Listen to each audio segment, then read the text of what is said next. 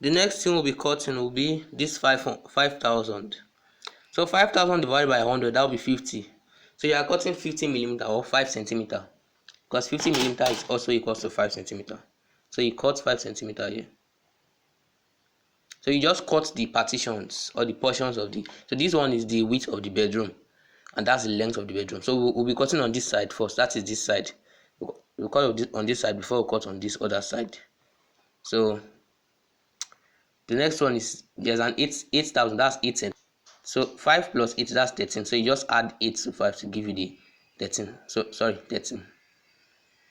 So we are cutting at this 13. So I'm dotting the points down. So from this point, I will raise my lines, perpendicular lines.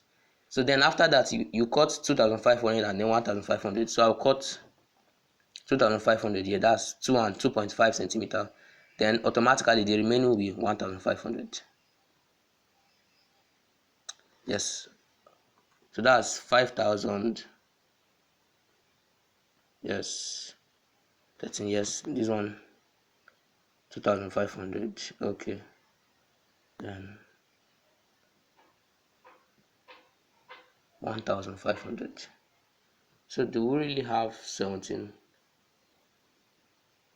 Okay.